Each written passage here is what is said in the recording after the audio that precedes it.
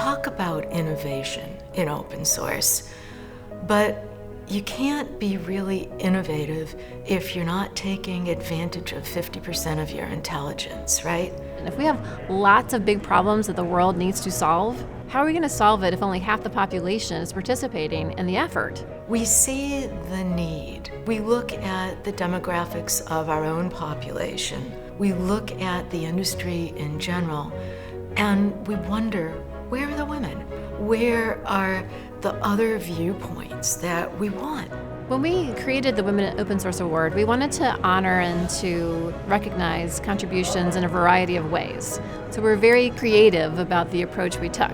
You could be making a great contribution if you're an attorney and you're working on patent law reform, or if you're working on intellectual property law or open source licensing. You could be contributing by doing outreach and diversity.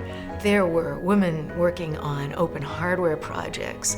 There were women out active putting together communities.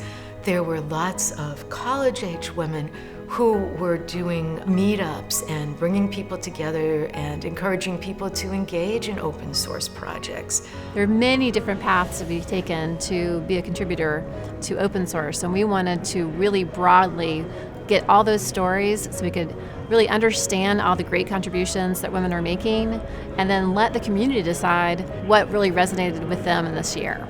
I am so excited to be able to announce our two winners, our academic winner, Kesha Shah, and our community winner, Sarah Sharp.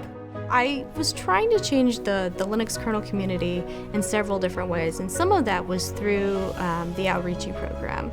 I'm working on testing automation of UshID, which is a crowdsourcing app with sisters organization under Google Summer of Code. I'm involved in Women Who Hack, which is a group that is all women in technology. They do like a hack evening, and then they also do a presentation and networking event. I have seen many friends of mine trying to contribute to open source and fail because of lack of initial pointers and guidance.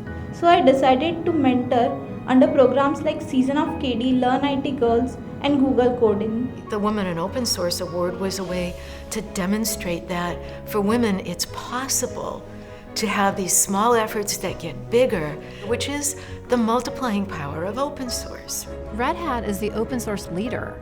Being the industry leader in open source, I think, carries a responsibility to really do our part to make sure that open source is strong in the future. I do feel like we now have created an opportunity for women to be inspired to participate in open source in the future. We've created opportunities for more women to join into the technical communities and to participate in open source, and that's exactly what we wanted to do.